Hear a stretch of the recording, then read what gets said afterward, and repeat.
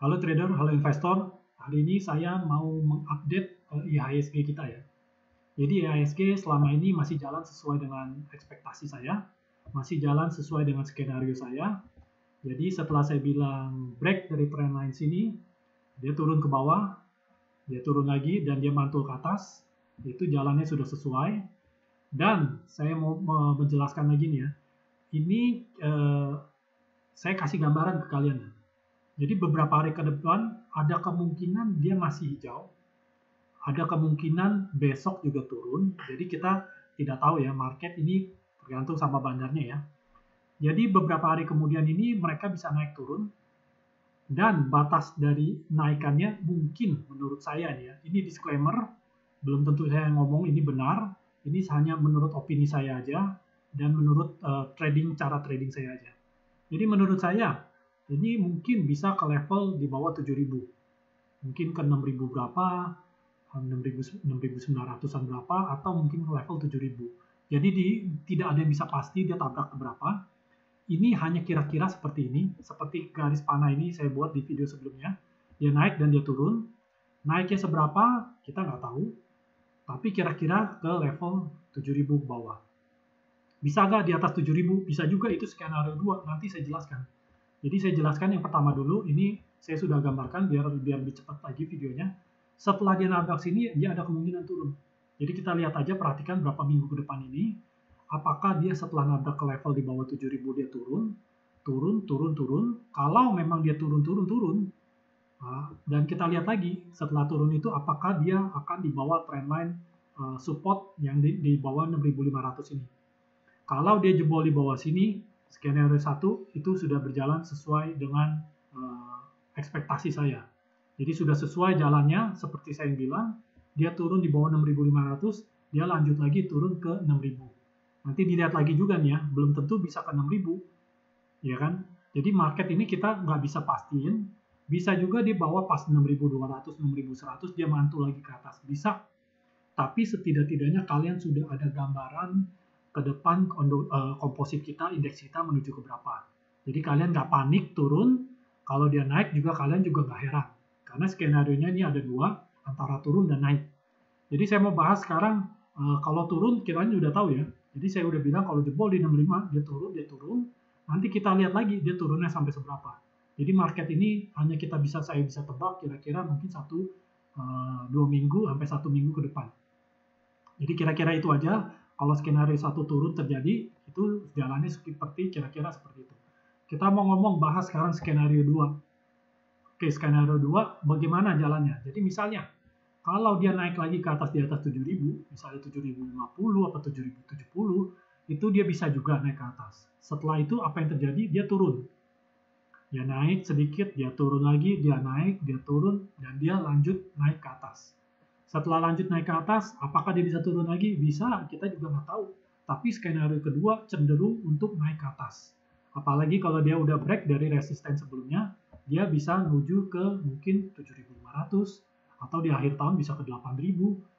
Itu kita tidak tahu. 8.000 kayaknya kejauhan dah. Mungkin ya 7.500, 7.600 dulu lah. Jadi hanya dua skenario itu, jadi di market itu tidak ada yang pasti. Jadi seperti saya bilang, apakah mungkin dia naik turun skenario dulu di sini tiba-tiba bisa turun lagi? Bisa juga. Jadi segala sesuatu di market ini bisa terjadi, tapi gambarannya kalian sudah ada. Jadi naik turun, bisa juga turun lagi ke bawah. Jadi tergantung beritanya apa yang terjadi di dunia, di market. Jadi tergantung lah.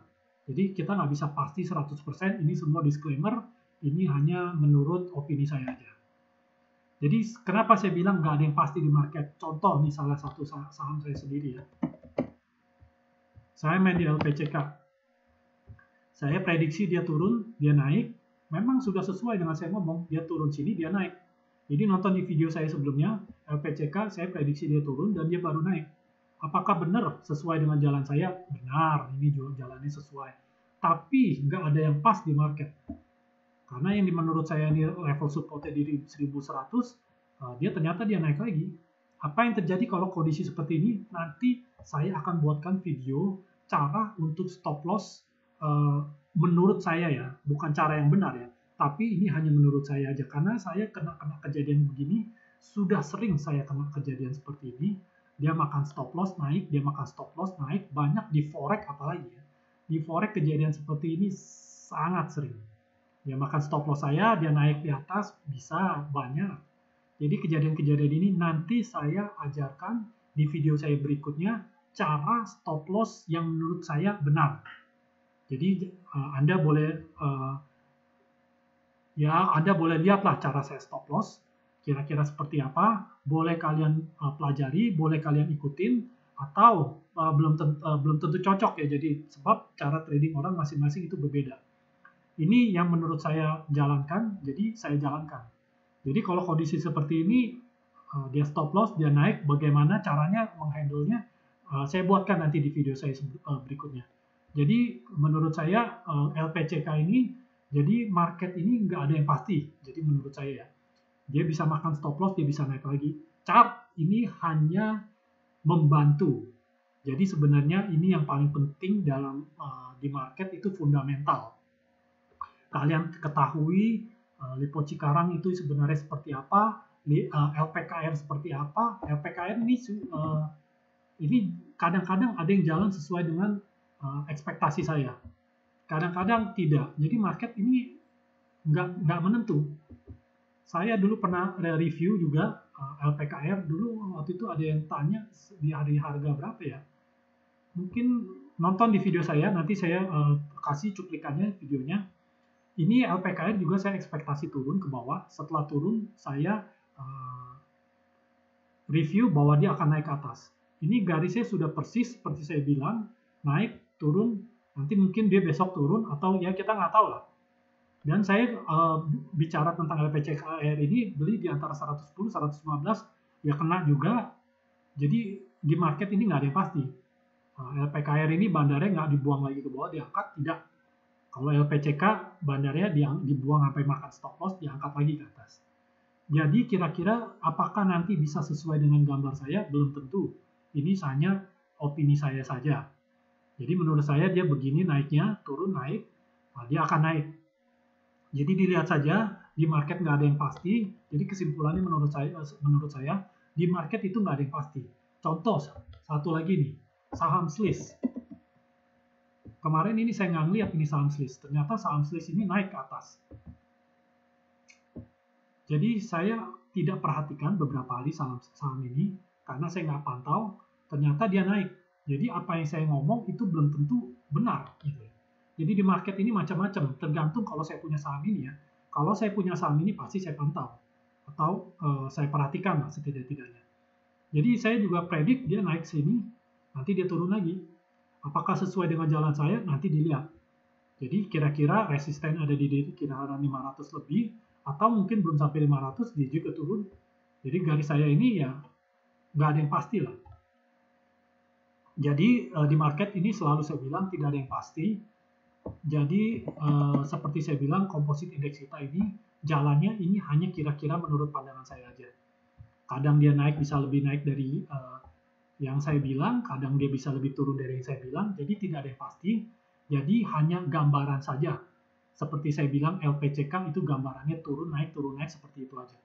Jadi, ditonton video saya sebelumnya nih ya, nanti saya akan keluarkan videonya, LPCK dan LPKR, sesuai gambarnya dengan gambar yang saya gambarkan, jadi sesuai dengan saya gambarkan.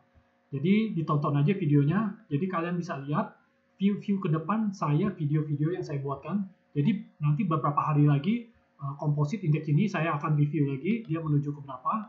Kalau dia sesuai dengan target saya udah nggak bahas lagi, saya bahas saham yang lain. Tapi kalau dia udah mulai di bawah 6.000 saya akan buatkan video tentang IHSG lagi. Kalau dia naik saya akan buatkan video tentang IHSG lagi.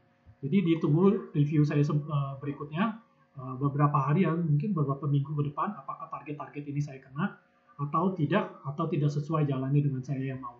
Oke, kira-kira gini aja. Tonton video saya nih LPCK dan LPKR. Jadi kalian bisa lihat bahwa prediksi-prediksi saya ini tentang market ke depannya seperti apa. Itu setidak-tidaknya sudah mendekati lah apa yang saya tunjuk, apa yang saya bilang, dia bisa naik dan dia bisa turun. Oke, semoga ini bisa jadi gambaran patokan buat kalian supaya kalian nggak bingung di market. supaya kalian nggak banyak rugi lah di dunia saham ini. Oke, good luck.